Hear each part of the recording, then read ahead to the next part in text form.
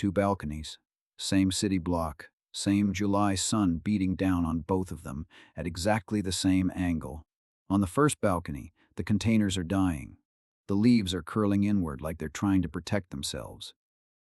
The soil is cracked. The owner has watered twice a day for a week, and it hasn't mattered. On the second balcony, 30 feet away, under the exact same sky, the containers look like they've been photographed for a catalog. The plants are thicker than they were in June. They're producing faster than the owner can harvest. Same heat, same sun, same city. Completely different outcome. Here's the part that should bother you. Both gardeners are using good soil. Both are watering correctly. Neither one is doing anything obviously wrong. So what is actually different between a container that collapses in July and a container that explodes with growth? The answer isn't a trick, and it isn't a secret watering schedule. It's something buried in the genetics of what's planted in that pot. Something most gardening advice never even mentions, because most gardening advice is written for spring. Today, we're going to solve that difference, one plant at a time. And by the end of this list, you're going to understand exactly why some vegetables treat July like an enemy, and others treat it like an invitation. We're counting down 9 container vegetables that don't just survive the hottest month of the year. They require it. And the very last one on this list is going to change how you think about the word vegetable entirely, because it's not something most people would even guess belongs in a garden. Let's start solving this. Before we get into the list, you need to understand one thing about how plants experience heat, because it changes everything about what comes next. When a plant is under stress, it's not the temperature itself that kills it, it's what the plant does in response to that temperature. Some plants panic. They shut down, drop their flowers, and try to survive rather than grow. Other plants read that same heat as a signal that conditions are perfect, and they shift into an entirely different mode of operating.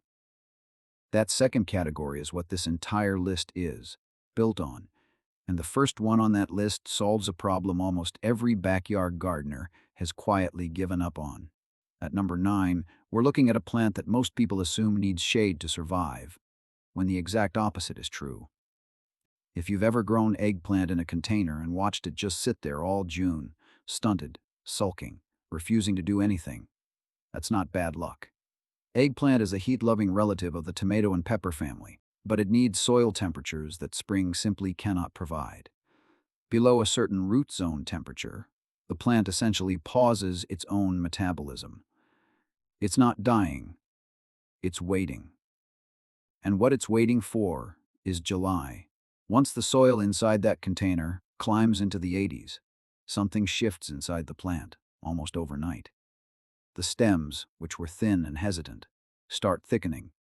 The leaves, which stayed small and cautious, begin to widen and darken, turning into broad, glossy surfaces built to catch every bit of available sun.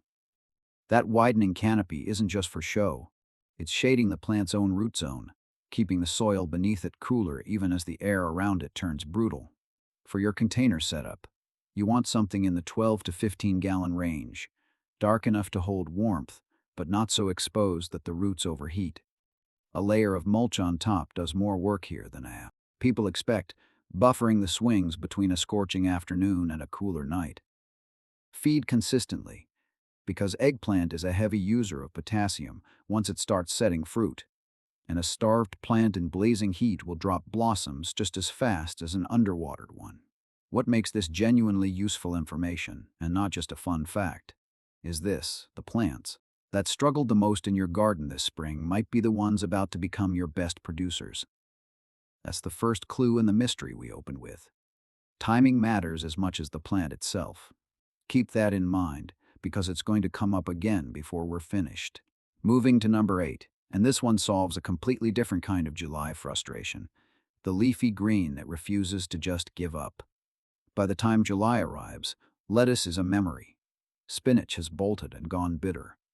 Most tender greens simply cannot survive sustained heat without turning into something inedible. Malabar spinach doesn't just survive that window, it thrives specifically inside it. Despite the name, it isn't spinach at all. It's a vining plant with thick, almost succulent leaves, and that thickness is the entire story. Regular leafy greens have thin leaf tissue built to maximize photosynthesis quickly, which also means they lose water quickly. Malabar spinach stores water directly inside its leaf structure, giving it a built-in buffer against the kind of afternoon wilt that destroys thinner greens within hours. There's a second piece to this that most people never notice until they've grown it themselves. As a vining plant, Malabar spinach naturally climbs. And if you give it something to climb, it creates its own microclimate. The lower leaves end up shaded by the upper growth, which keeps the base of the plant cooler and more humid than the surrounding air. Almost like the plant is engineering its own shelter as it grows. A 5-gallon container with a small trellis or stake is all it needs. Harvest the outer leaves regularly, and the plant just keeps producing new growth from the tip, which means the more you use it in your kitchen, the more it rewards you. If you've been mourning the loss of fresh greens every summer, this is the plant that quietly ends that problem. Now here's something worth sitting with for a second. Notice that both plants, so far, share something in common, even though they look nothing alike. One widens its leaves to create shade, one thickens its leaves to store water. Different strategies, same underlying goal: control the plant's own internal environment, rather than fight the one outside it. Hold on to that pattern, because at number 5, it's going to show up in a form that will genuinely surprise you. At number 7, we're addressing the single most common July heartbreak in vegetable gardening. The one almost every new gardener experiences, and almost nobody understands the cause of. You plant a beautiful, healthy pepper. It flowers heavily. And then, right as the fruit should be forming, the blossoms just fall off. Nothing eaten them, nothing diseased. They simply drop. The cause is almost always nighttime temperature. Standard sweet peppers have pollen that becomes unviable once nights stay warm for several days in a row, which describes most of July across huge parts of the country. But hot peppers, the genuinely spicy varieties, evolved under exactly those conditions, in regions where warm nights are the norm rather than the exception. Their pollen was built for this. That resilience isn't the only advantage. The same compound responsible for a pepper's heat, capsaicin, also plays a role in how the plant regulates moisture loss through its leaf surface. It's part of why hot peppers can handle drought stress that would flatten a sweet pepper of similar size. The plant isn't just tolerating July, it's using the same biological machinery for defense and for heat management. A 5 to 7 gallon pot works well here. And unlike a lot of plants on this list, hot peppers actually produce more intensely flavorful fruit under a bit of water stress, so resist the urge to overwater once the plant is established. Let the top few inches dry out between waterings. You'll get a smaller, more concentrated harvest, but one with far more character than anything grown in. Constantly saturated soil. If your pepper plants have failed you every summer and you assumed it was something you were doing wrong, it wasn't. It was the wrong genetics for the season. That's twice now this list has revealed the same underlying truth, and it's about to happen again. At number 6, we're looking at a plant most Americans have never grown and almost never eaten fresh, despite it being one of the most heat-efficient food crops on the entire planet: amaranth. Amaranth uses a different photosynthetic pathway than the vast majority of garden vegetables, one that's dramatically more efficient in hot, bright conditions. Without getting too deep into the chemistry, the short version is this: most plants lose efficiency as temperatures rise past a certain point, essentially wasting energy just to manage heat stress. Amaranth's internal chemistry sidesteps that waste almost entirely, which is why it can keep growing aggressively at temperatures that stall out most other leafy crops. The visual effect is almost unsettling the first time you see it. While everything else on your patio looks tired by 3 in the afternoon, amaranth looks like it's speeding up. The leaves, some varieties, a deep burgundy, others streaked green and gold, stay upright and glossy instead of drooping. You can grow it in a container as small as 3 gallons for a continuous cut-and-come-again harvest of the leaves, which tastes something like a spinach with more depth. Let a plant or two go to seed later in the season, and you've also grown one of the most nutritionally dense grains in human history, one that fed entire civilizations across climates too hot and dry for wheat or corn. We're now halfway through this list, and the pattern should be getting harder to ignore. Every single plant so far has one thing in common. It isn't merely heat resistant. Its most productive biological phase is triggered by heat. That distinction matters more than almost anything else in summer container gardening, and it's the exact detail that separates the dying balcony from the thriving one. But there's still a piece of this puzzle we haven't touched yet, and it's about to change how you think about to root vegetables entirely. Before we get there, a quick request. If you've grown any of these 5 so far, or if one of them just solved a mystery from your own garden, drop it in the comments. I read every one, and it genuinely shapes what gets covered next.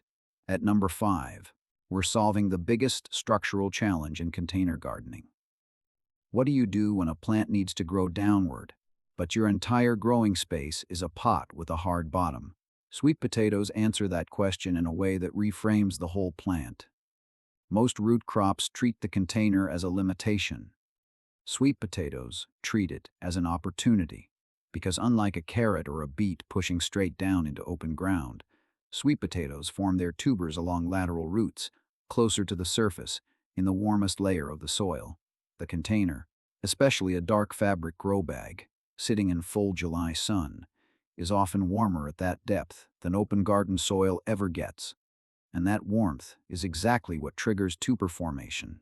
Remember that pattern from earlier, about plants engineering their own microclimate? Sweet potato vines do it more dramatically than anything else on this list. The sprawling top growth spreads out across the surface of the container and beyond it, creating dense shade that keeps the growing tubers beneath it several degrees cooler than the surrounding air, even while the vines themselves are fully exposed and thriving in direct sun. A 10-gallon fabric grow bag is close to ideal. Let the vines run. Resist the urge to fertilize heavily with nitrogen once the plant is established, since that pushes leafy growth at the expense of the tubers you actually want. And be patient. This is a slow burn compared to some of the plants on this list, but the payoff, unearthing a container full of tubers in early fall, is one of the more satisfying moments in all of gardening. At number 4, we're addressing a plant that solves the exact same blossom drop problem we saw with peppers, but through a completely different biological trick. Southern peas, sometimes called black-eyed peas or cow peas depending on where you're from, are legumes bred over centuries in regions where summer isn't a season to survive, but the season everything is built around. Where most beans use pollen that fails in sustained heat, southern peas remain fertile through conditions that would sterilize a green bean entirely. But there's a second advantage that makes this plant genuinely remarkable. Like other legumes, southern peas partner with bacteria living in nodules on their roots, the bacteria that pull nitrogen directly from the air and convert it into a form the plant can use. That means even in a container where the soil has been depleted by earlier spring crops, southern peas can essentially manufacture a portion of their own fertilizer, right as the summer heat is placing the highest demand on the plant's resources. A 5 to 7 gallon container handles a compact bush variety comfortably. Direct sow the seeds once the soil is thoroughly warm, because unlike most vegetables on this list, southern peas actually germinate faster and more reliably in hot soil than in anything cooler. Within a couple of months, you'll have a plant absolutely loaded with pods, harvested at exactly the point in the season when most other legumes have already failed. At number 3, we arrive at the plant that finally answers the question this entire list has been quietly building toward. What happens when a plant doesn't just tolerate heat stress, but uses it as a direct trigger for flavor? Okra. If you've ever eaten a truly excellent okra pod, sliced thin and seared hard, and wondered why the version from your grocery store never tastes quite the same, the answer is temperature.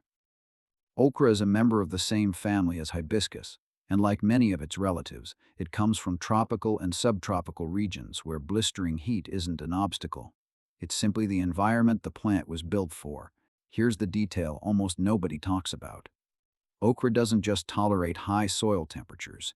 It uses them to accelerate pod development so aggressively that a healthy plant in peak July heat can go from flower to the harvestable pod in a matter of days. That speed is directly tied to flavor and texture. Pods that develop slowly in cooler conditions tend to turn fibrous and tough. The pods that develop rapidly under intense heat stay tender far longer, which is exactly why the best okra you'll ever eat almost never comes from a spring planting. A 10 to 15-gallon container gives the root system room to support the plant's surprising height, since a healthy okra plant can reach 4 to 6 feet by the end of summer. Harvest pods small and often, every couple of days once production ramps up, because a single pod left too long on the plant will signal it to slow down overall production, thinking its reproductive job is already done. We're 2 away from the final reveal now, and if you've been paying attention to the thread running through this entire list, you might already have a guess at what's coming. But I promise you, the actual answer is stranger than whatever you're picturing. At number 2, we're looking at a plant that essentially rewrites the rules of what a July garden can produce, because it doesn't just tolerate the hottest stretch of summer, it uses that heat to concentrate the exact compound that makes it valuable in the first place. Ginger. Most people assume ginger is a cool climate crop because of how it's stored and shipped, but its actual origin is the humid, blazing understory of Southeast Asian rainforests, environments where temperature and humidity both run high for months at a time. Grown in a container through the full intensity of July, ginger's rhizome, the knobby underground stem people actually cook with, develops a noticeably higher concentration of gingerol, the compound responsible for its characteristic heat and aroma, compared to rhizomes grown in cooler, shorter seasons.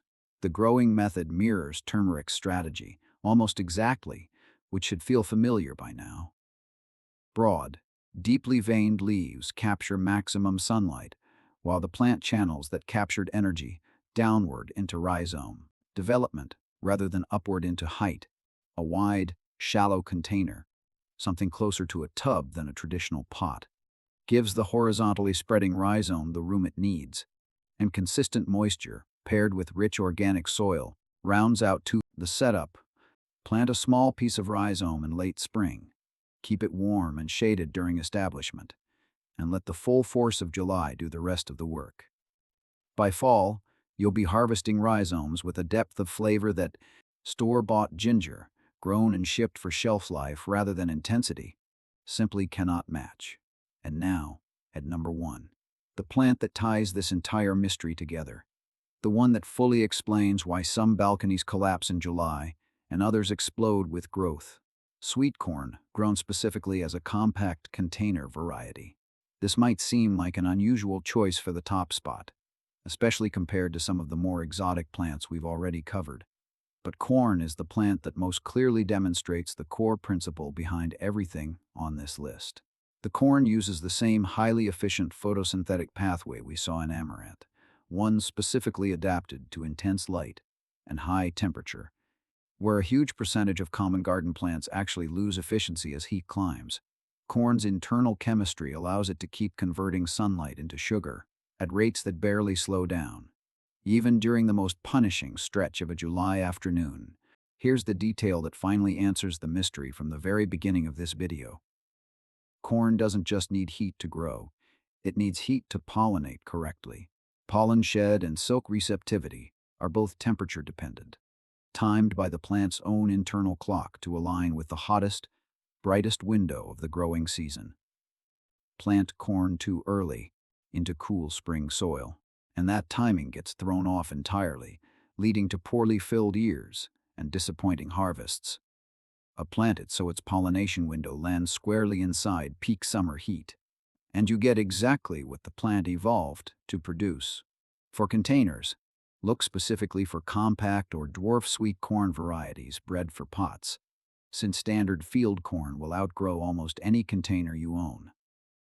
A 15 to 20-gallon container is the minimum, and because corn is wind-pollinated, you'll need to plant a block of at least a dozen plants rather than a single row, close enough together that pollen from one tassel can drift to the silks of its neighbors. That's it. That's the answer to the question we opened this entire video with.